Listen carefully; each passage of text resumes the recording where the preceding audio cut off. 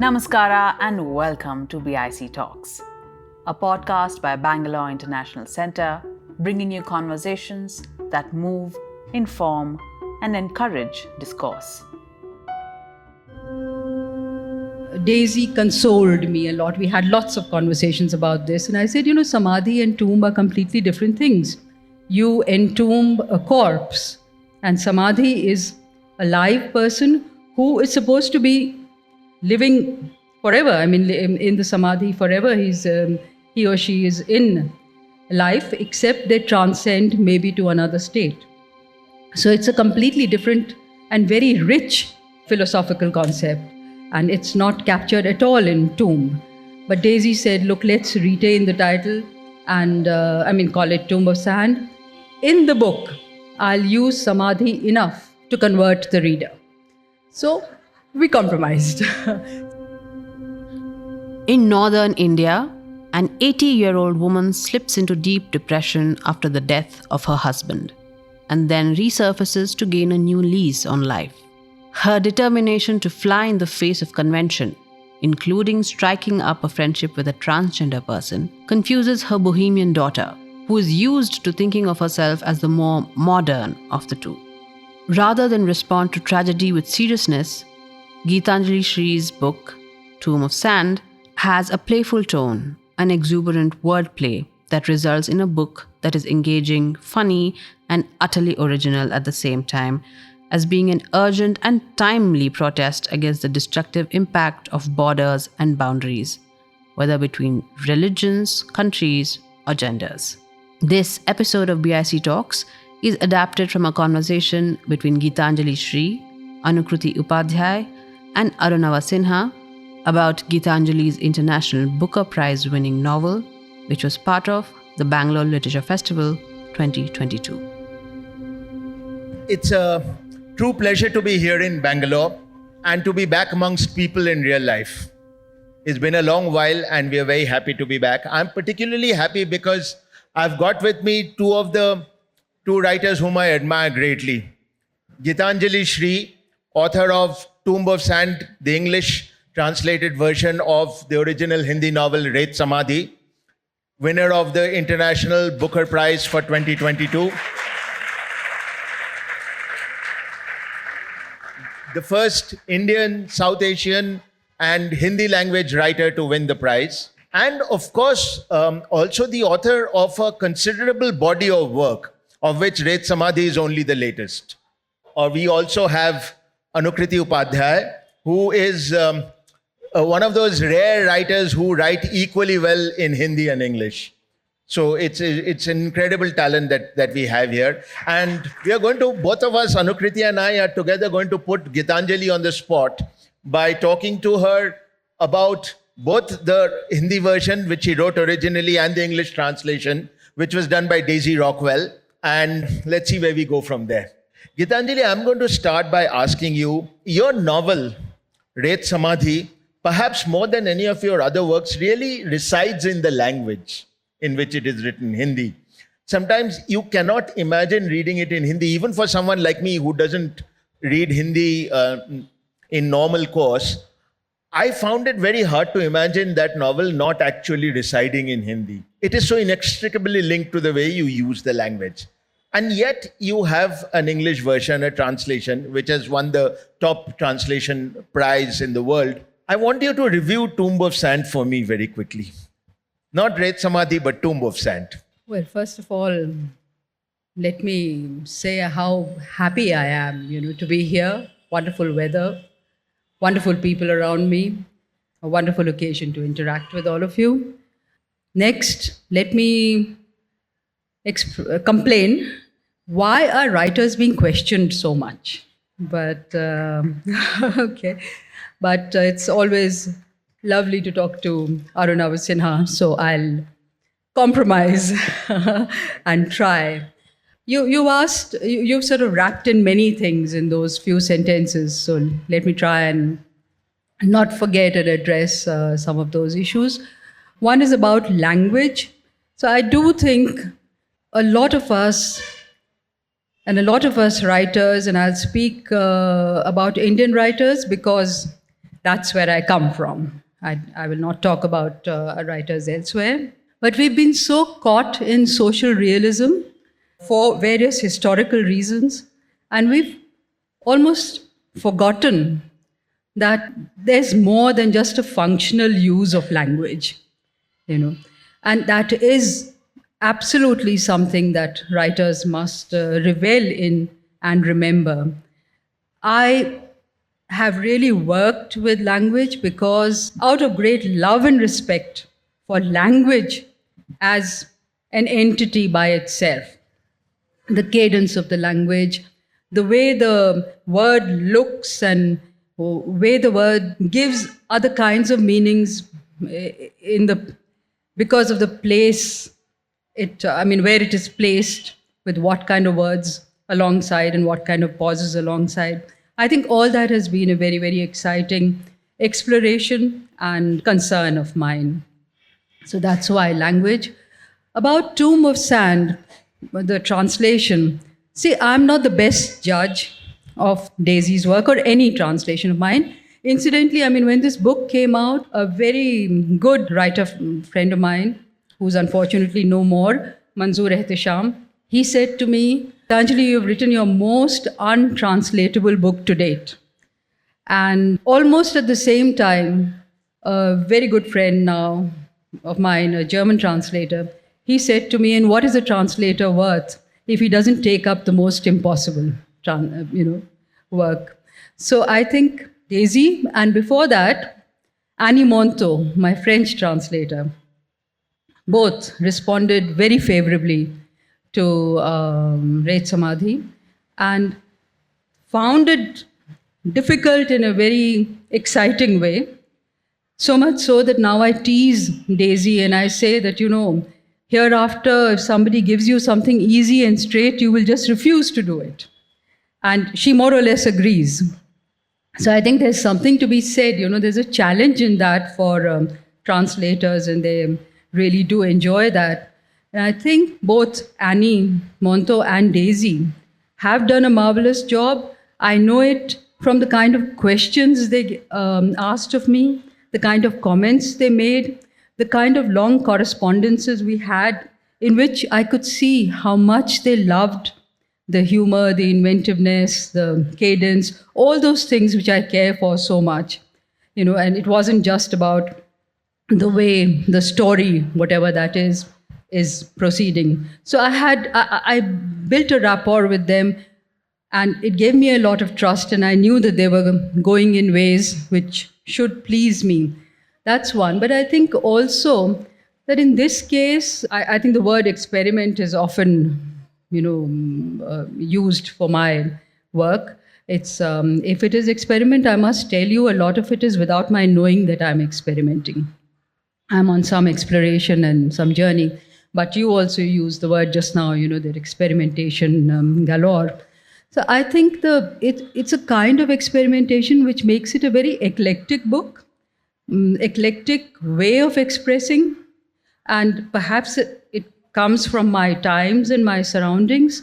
And to that extent, it's been in some ways easier for the translator as well, because it permits, I play from the Hindi side, they play from the French and the English side, but do a parallel inventiveness and play and, just give it a new spirit and a new home, but playing the same game from different sides. So I think more from the way they have spoken with me and the way readers of the two books, the two translations, have responded, I feel some very, very good work has been done, and I can be really happy for myself. I myself have not read from beginning to end either. That's an interesting point. Why have you not? I don't dare my own book, to read my own book from beginning to end once it has come out. Really? So, yeah, I don't. So, because I think it'll bother me about, why I didn't stop here, why I'm overdoing this, why did I, now it's it's out of my hands. It's completely out of my control. So I kind of let it be. So if I don't have the courage to read my own work, I certainly don't have the courage to read anybody else's. I've got to know a lot more about this book of mine in Hindi and in English, not so much in French, because of the number of readings we've had to do together and separately. So that's kind of shown me bits and pieces, and by the end, perhaps a large part of the book is now, in that sense, I have read. Okay, now you've given me a cue for a follow-up question. What are some of the conversations you actually had with your translators? Some specifics? Well, first of all, let me tell you, I really am not good at answering questions instantly. If I was, I don't think I would be the kind of slow writer I am. I take 8 or 9 years to get somewhere, and even then possibly I get to no answer, and I've got from nowhere to nowhere. But let me try. Now the thing, see, one of the things which immediately I remember is the not battle, but the argument we had about the title. Not just Daisy, the publisher also wanted it to be Tomb of Sand, and I wanted it to be Ret Samadhi, either translated more directly or retained with a subtitle, as they have done in the French translation, which is called, pardon my French pronunciation, Ret Samadhi, au-delà de la frontière. So I thought something similar should be done. But they were both very clear right from the start, and particularly the publisher, that Samadhi, Ret, of course, is a word which is not easy to understand. Call it sand. I was ready for that. But Samadhi, they felt, would sort of give the wrong impression that it's all about something exotic, something yoga and, Ayurvedic and things like that, and religious, Hindu, something. So they didn't want to have that word there. They didn't want readers to come into a bookshop and think, here's a book belonging to this genre. So they wanted it to look like any other book, look very sort of mainstream.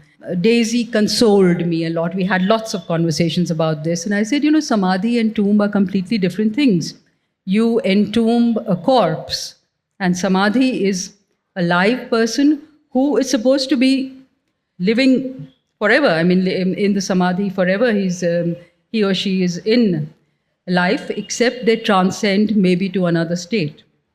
So it's a completely different and very rich philosophical concept, and it's not captured at all in Tomb. But Daisy said, look, let's retain the title and, call it Tomb of Sand. In the book, I'll use Samadhi enough to convert the reader. So we compromised.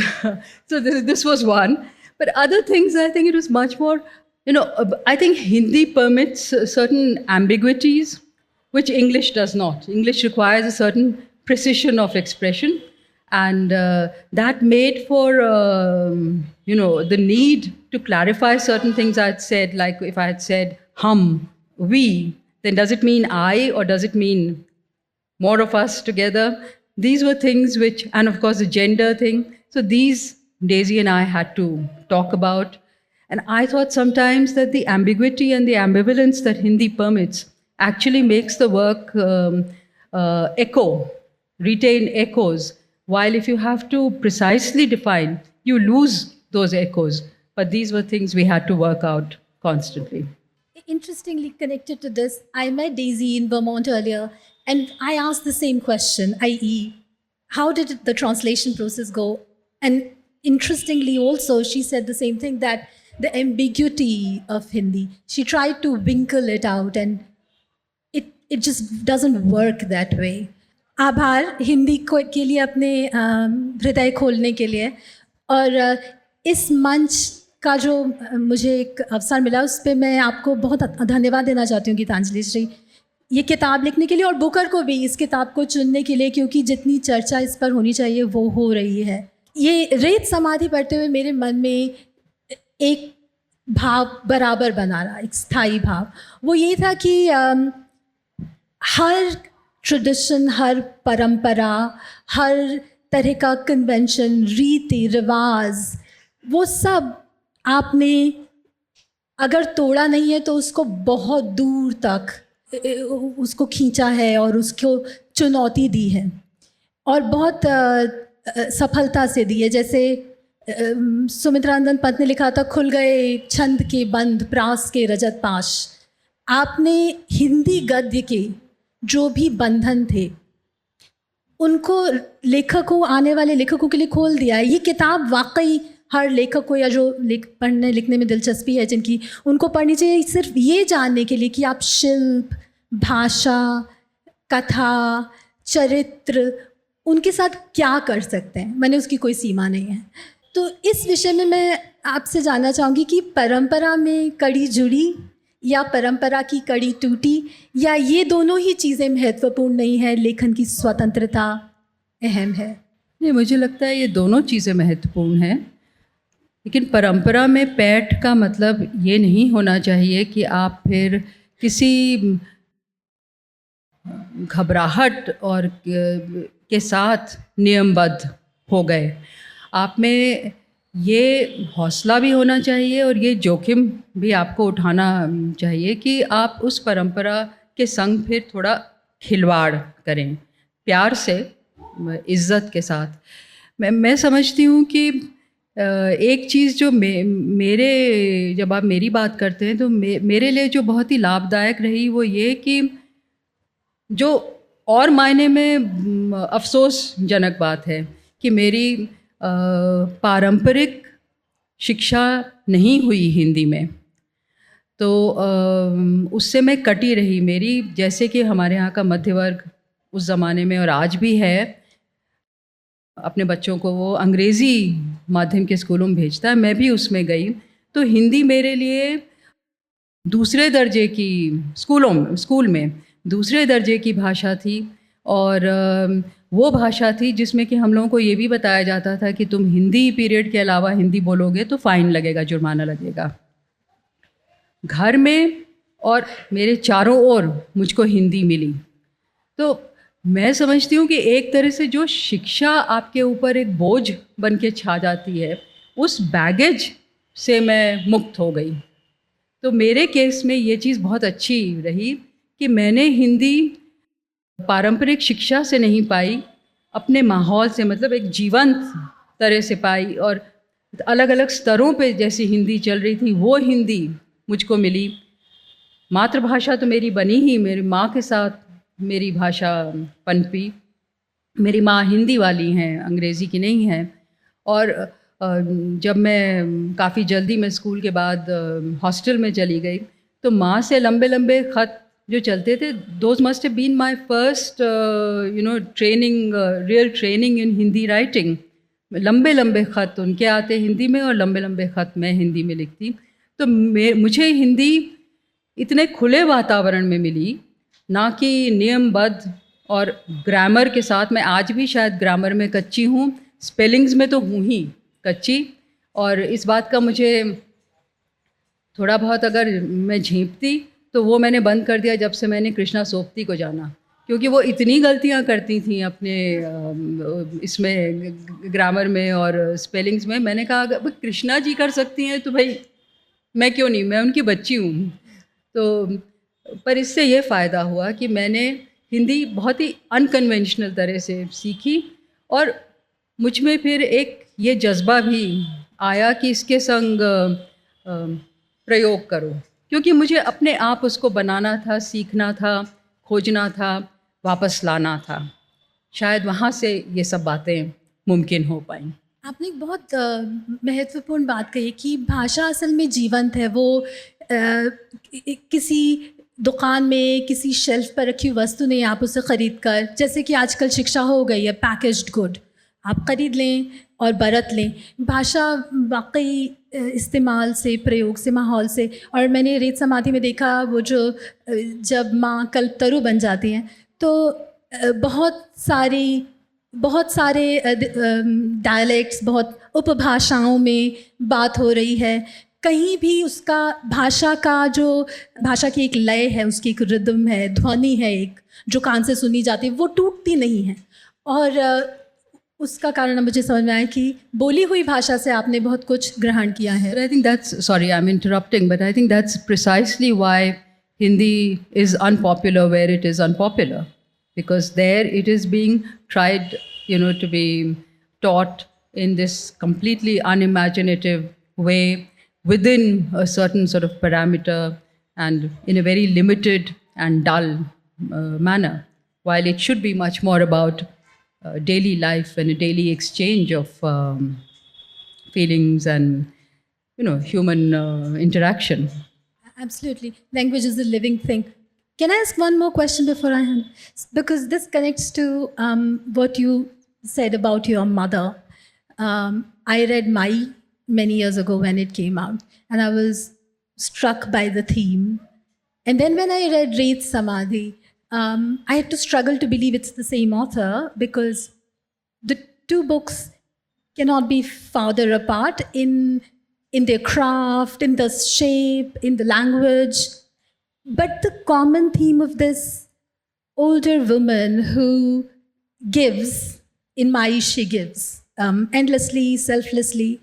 In Reth Samadhi, she has given and is now living with this sense of emptiness till other things come. She opens herself up to those other things to fill it.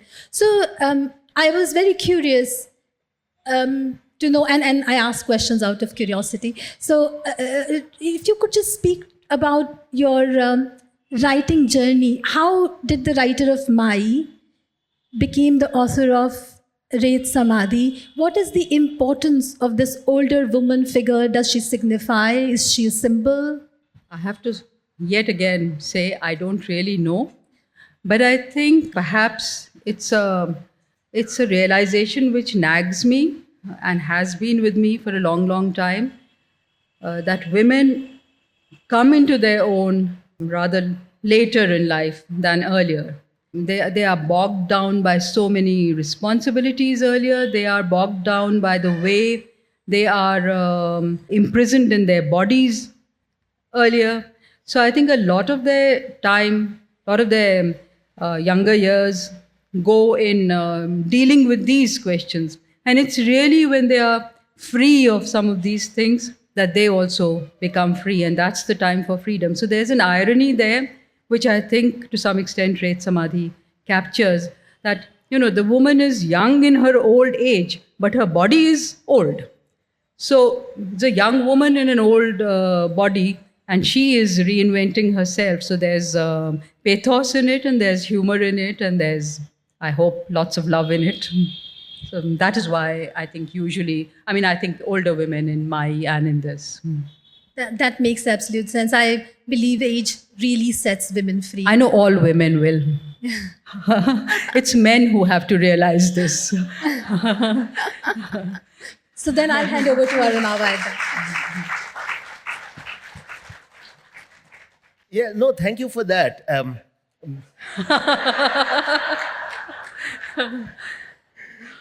And this He's is a better man hereafter. and this question is for the benefit of the men. So I read somewhere that the telling of your novel is feminist, not just in what you are saying, but also in your refusal to follow the conventional manner of storytelling. And here is a woman who is 80 years old and telling her own story. And she, if pardon my French, she basically says, I don't give a F*** about how I'm going to tell my story. My story, I will tell it any way I like. What are your comments, observations, views on this? Well, I didn't set out to be a feminist in my style or anything, but I suppose I can't help being that. I am a woman. I see enough of what's happening with women. Well, but I think also it was the impulse for freedom which was guiding me along and guiding the protagonist along. It wasn't just me. It was also the protagonist who was doing this to me. That, we're not going to just follow the prescribed and the proscribed method. We're going to choose our own way, and life is, the terrain is very variegated, and we'll see where it goes, and we're not going to let anybody kind of peep over our shoulder and say this way and not that way. And that freedom is what kept giving me more and more audacity and abandon. Not just me, as I said, the protagonist also got more and more abandoned because of this. And if I may finally quote someone I have already quoted several times, but that's because I have talked about this so many times, but Ali Akbar, the Sarod maestro, has famously said that initially it's he who plays the sarod, and then the sarod plays him. So I think it's creative writing is a bit like that, and you think you are going to direct it, and you start moving along a path, but very quickly it's directing you as well, and you are going along the path. So, Ret Samadhi didn't just spring out of thin air. It comes as the latest in a long period of writing. And I wonder if you could tell us a little bit about how your writing has led you up to Ret Samadhi, and also maybe use the opportunity to, and I wanted to ask you this but never got the chance, talk a little bit more about Krishna Sopti and her role in your life. Well, I couldn't tell you, again, I don't know. But it's not easy for me to trace my journey from my first writing to Ret Samadhi, because that somehow assumes a linear trajectory. I'm not sure there is a linear trajectory of that kind. Surely I am gaining in confidence as I go along. I think I was ready to risk it from the beginning. So that is also not particularly new. But I think each work has, for me, really been a new journey with its own beginning and its own, path. So for me, it doesn't start from my first novel or my earliest stories to Ret Samadhi. Perhaps some critic can point out, I think Daisy recently did say that she could see seeds of the way I use language and so on in my earlier works, which she's looking at now, and the more difficult ones she's picking up to translate. So that's for somebody else to really point out. But for me, it was just fact of it becoming more and more my breath. So I think when I started, I was still trying to find my feet, doing it, and learning how to balance myself, how to walk, how to breathe. And more it became just a natural part of me. And once it became my breath, there was no effort in trying to do different things, because I just have to breathe. It became a very natural way of moving from this to this and discovering things and going along. So I really see my journey as more a kind of development of the writer's character or the writer's confidence than something else in there which I can point out as a linear trajectory. About Krishna Sopti, well, one of the biggest influences I've already mentioned, that happily make grammar mistakes and spelling mistakes. Don't worry. That I learned from her. But I think, Krishna Sopti has been such an honest and spirited writer and a very committed writer. So again, she wrote wonderfully, she's written wonderfully, and we've got all those things with us. But she never took anything lightly. I mean, she was full of humor, she was full of, Hindi mein kahenge dabangai, what's the word, I don't know. Not boldness, but yeah. I mean, just really, I don't know, spunky. But, and she had she was fearless in the face of anybody. I mean, you can sort of aim the bullet at her and she would say what she has to.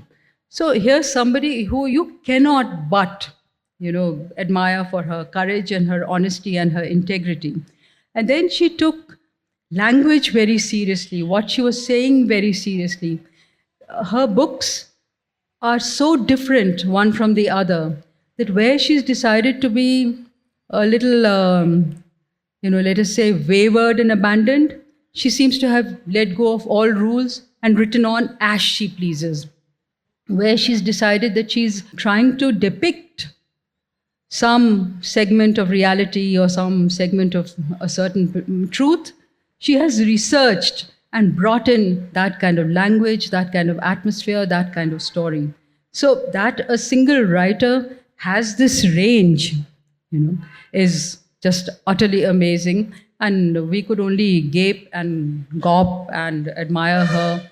And even if a bit of that spirit has come inside me, I am really, really blessed. All right, we are, of course, going to request you to read both the Hindi and the English versions. But because we have a little more time, Anukriti, is there something you would like to ask? एक प्रश्न जो रेत समाधि में मुझे जिसने चमत्कृत किया है वो है कौवे कौवा सबसे निकृष्ट खाली काक ग्रास देते समय जिसका सम्मान हो, ऐसा पक्षी सब भगा देते हैं उसको, वो जूठन खाता है। और मुझे हमेशा से कौवे बहुत दिलचस्प लगे, कितना उनमें उनका चरित्र, उनका आपस में एक दूसरे के प्रति उत्तरदायित्व के भाव से रहना, उनका ग्रेगेरियस नेचर, बच्चों का और घोंसलों की रखवाली करना। तो ये कौवे आपकी किताब में कैसे और आपके जीवन में भी? जीवन में भी हैं कौवे, तो चारों ओर हैं कौवे, पन्नों पे भी उड़कर आ गए, तो बहुत ही सहज तरह से वो आ गए। और एक बार देखिए, बतौर लेखक आप किसी की तरफ आपकी नज़र उठ जाए गलती से या इरादे से, तो उसके बाद आपको उसके बारे में इतनी चीज़ें दिखाई पड़ने लगती हैं कि आप भी सीखते चलते हैं। तो कौवे तो हमारे चारों ओर थे और हम चिढ़ते भी रहते हैं कौवों से, मतलब वो तंग भी करते हैं, बहुत ही शातिर भी हैं, अपने मन की भी करते हैं, मन की कर भी ले जाते हैं, चोर भी हैं, सब कुछ है। लेकिन एक बार आपने लेखकीय नज़र से उनकी तरफ देखना शुरू जो कर दिया, तो न जाने उनके कितने आयाम फिर दिखाई पड़ने लगे। उनका खेल करने का मन, उनका एक रिश्ता जोड़ने का मन, और लालच तो था ही, और सबके अंदर कोई संवेदना भी होगी ही होगी। तो ये सारी चीज़ें उसमें फिर खुद ब खुद खुलती चली गई, तो कौवे आ गए। उन्होंने मल्लिकार्जुन मंसूर ने एक बार कहा ना, उन्होंने कुछ किसी गफलत में और साधना में गा दिया, तो किसी ने उनसे पूछा कि भाई क्या गज़ब आपने गाया, ये क्या राग था, नहीं आपने ये क्या गाया? तो उन्होंने कहा खोकर गा दिया, तो राग खोकर बन गया। तो कुछ ऐसे ही हमने खोकर कर दिया, वो कौवे जो है कुछ राग कौवा बन गया। The writerly view of crows, as you said. Gitanjali, if you will kindly read for us. एक कहानी अपने आप को कहेगी, मुकम्मल कहानी होगी और अधूरी भी, जैसा कहानियों का चलन है। दिलचस्प कहानी है, उसमें सरहद है और औरतें जो आती हैं जाती हैं आरम पार। औरत और सरहद का साथ हो तो खुद ब खुद कहानी बन जाती है, बल्कि औरत भर भी कहानी है, सुगबुगी से भरी। फिर जो हवा चलती है उसमें कहानी उड़ती है, जो घास उगती है हवा की दिशा में देह को उकसाती उसमें भी, और डूबता सूरज भी कहानी के ढेरों कंदील जलाकर बादलों पर टांग देता है, और ये सब गाथा में जुड़ते जाते हैं। राह आगे यूं बढ़ती है, दाएं बाएं होती, घुमावती बनी, जैसे होश नहीं कि कहाँ रुके, और सब कुछ और कुछ भी किस्से सुनाने लग पड़ते हैं। ज्वालामुखी के अंतर्घट से निकलता चुप चुप भरता भाप और अंगारों और धुएं से फूटता अतीत। इस किस्से में दो औरतें थीं, उन औरों के अलावा जो आईं और चली गईं, या वे जो बराबर आती जाती रहीं, और वे भी जो लगभग लगातार रहीं पर बहुत अहम नहीं थीं, और उनका तो अभी जिक्र ही क्या जो औरतें नहीं थीं। अभी ऐसा कि दो औरतें अहम थीं और उनमें से एक छोटी होती गई और एक बड़ी। दो औरतें थीं और एक मौत। दो औरतें एक मौत, क्या खूब जमेगी, मिल बैठेंगे जब साथ हम और वे। दो औरतें, एक माँ एक बेटी, एक छोटी होती एक बड़ी होती। एक हंसकर कहती कि मैं दिन प्रतिदिन छोटिया रही हूँ, दूसरी दुखी होती पर ना कहती कि वो देख रही है वो रोज़ बुढ़ा रही है। माँ ने साड़ी पहननी छोड़ दी कि आधी से अधिक कमर में खोसनी पड़ती है और पेटीकोट रोज़ ऊंचे कराने पड़ते हैं। पर क्या छोटे होने में बिल्लियों वाली सिफत आ जाती है कि आप ज़रा से सुराख में खुद को घुसा लें और निकल जाएं, सरहद छेद दें और फिसलने बीच से, अदृश्य हो पाने के करीब तक की क्षमता दिखा डालें। यही कारण रहा होगा कि माँ उस सरहद के पार निकलने को की भी ठान सकी, जबकि बेटी बस बुढ़ाऊ चिंता में ग्रसित हुई कि बुरे फंसे। मगर हो सकता है छोटी औरत निर्दोष थी। जब वो अपना कोई जुर्म मानने से इनकार करती रही चाहे कानूनी इजाज़त की गल पे या नाम वाम की बहस में या चोरी के आरोप में। उसकी दलीलें समझ न पाने वाले उसे पागल मान बैठे या शायद शातिर कि जान समझ के बरगला रही है। बोली कि खाते थे कि नहीं आदमी अरहर और औरतें केसारी, तो बेखतर बोली सही हो गया, पर निडर घूर दो तो क्या सीमा के पहरेदारों को बात समझ आ जानी है? ये सीमा पार है वे घुड़के। उसने ठहाका लगाया कि जो करो वही सीमा पार, तो कुछ करें ही नहीं। नहीं, उन्होंने सख्ती से कहा, और इतना जाहिल जपट कोई नहीं कि जाने ना ये बात। बकरियां गायें तक जान जाती हैं किधर न भटको। ना आपके चश्मे का नंबर ऐसा गड़बड़ कि देख न सकी हो तो माफ़ी कैसी? माफ़ी मांग कौन रहा है? उनकी हंसी गरजी। बड़ी होती बेटी रो पड़ी, और देखने को बस यही है कि हमने भी कुछ देखा है, हमारा चश्मा भी लगाओ। उसने एक ख्वाहिश की थी कि गिरे तो मुंह के बल नहीं, गोली जिधर से भी आए और जहाँ भी लगे वो सीधी सतर पीछे को जाएंगी और आंखों में आसमान घेरती हुई ज़मीन पर लेट जाएगी। करने दो प्रैक्टिस मुझे, वो बेटी से बोली। उन्हें हिचकियाँ आनी शुरू हुई थीं, आती चली गईं, और बेटी दुखी मिट्टी न होती तो शक करती कि असली हैं कि नकली। पानी से नहीं थमने की, पीठ पर घूंसा लगाओ, उन्होंने आदेश दिया। घूंसा जोर से नहीं लगता तो दौड़ती आओ और दन से लात मारो, कभी पीठ पे, कभी पेट पे, कभी अगल बगल, और मैं गिरूं पर पीठ पर, आंखें खोले, माथा ऊपर, तब हिचकी रुक जाएगी। अजीब नुस्खा था, पर माँ की बात मानती रही थी बेटी। सो दिए दनादन, दन दन, किक पर किक, और इस नए खेल में धड़ाम धड़ाम माँ गिरा किए। थोड़ी सी हंत के बाद देखने वाले भी हंस पड़े कि इस बूढ़ी बुढ़रिया के क्या कहने। बेटी को माँ ने बता दिया, तैयारी रखनी चाहिए। बहरतौर कहानी का अंग ये बना कि गोली आई थी, पर तब तक माँ मन माफिक गिरने की माहिर हो चुकी थी। गोली आई और छेद करती निकल गई। कोई भी दूसरा मिट्टी में मुंह साने लौट जाता, पर माँ पीछे को उछली, ज्यों कलाबाजी लगाती, आसमान ऊपर लिए और फतेह के अंदाज में धरती पर लेट गई, शान से, आन से, मानो आरामदेह बिछौने पर। मौत को अंत मानने वालों ने इसे अंत जाना, पर जो जानते थे कि अंतवंत नहीं है ये, एक और सरहद लांघ गई है वो। Now in English. A tale tells itself. It can be complete but also incomplete, the way all tales are. This particular tale has a border and women who come and go as they please.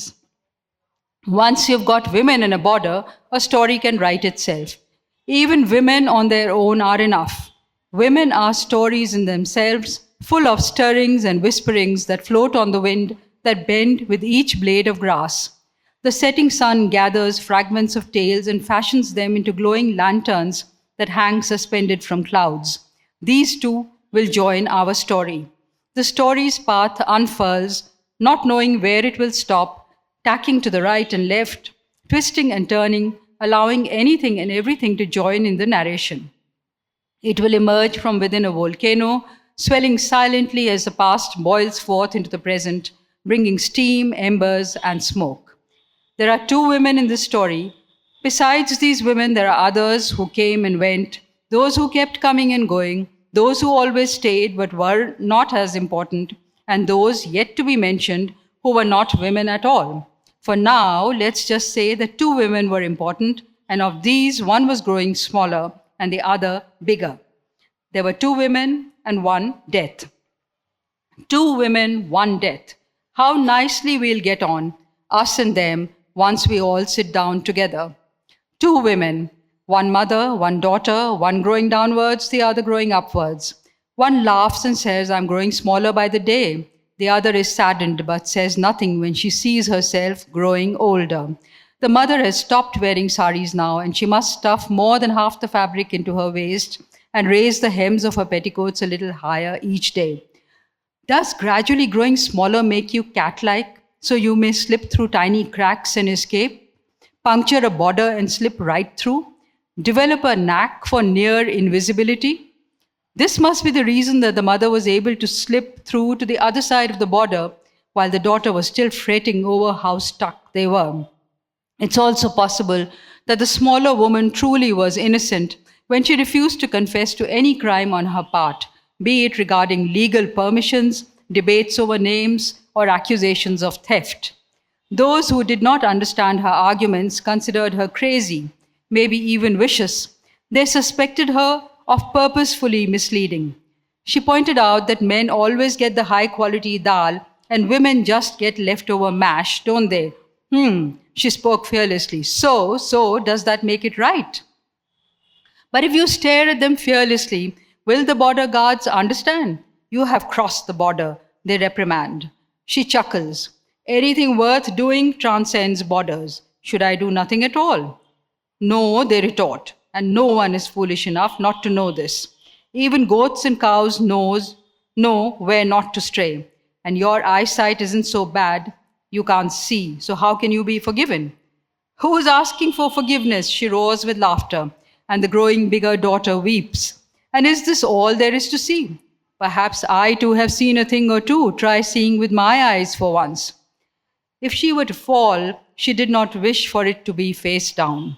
Wherever the bullet came from, wherever it hit, she would fall straight back and lie supine on the ground. Regally, her eyes filled with sky. Let me practice, she'd tell her daughter. The mother had started hiccuping all the time. She hiccuped and hiccuped and hiccuped. If the daughter had not been in such a state, she'd have grown suspicious as to whether these hiccups were real or fake. They won't stop with water. Give me a slap on the back, the mother commanded.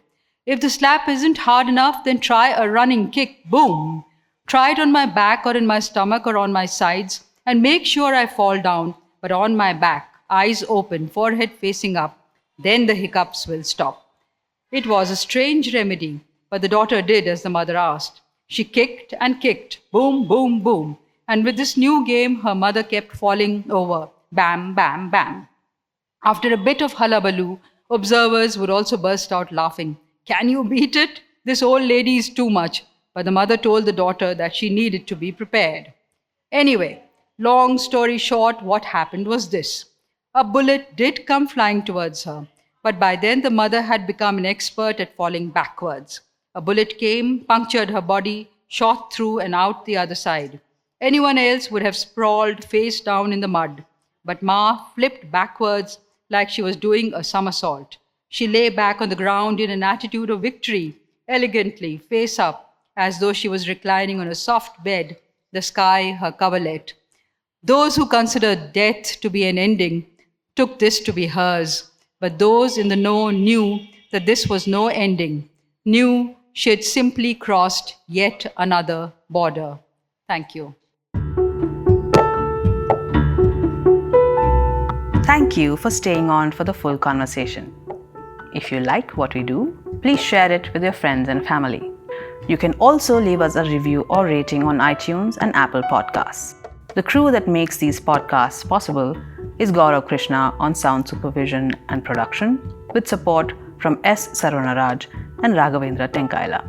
Artwork and design is by Chandni Venkataraman of Crisscross Design Studio. Don't forget to subscribe to our channel on your favorite podcast platform. It can also be accessed on our website, bangaloreinternationalcentre.org. Do follow us on Instagram for updates on all our programming. This is Lekha Naidu signing off on behalf of everyone at BIC.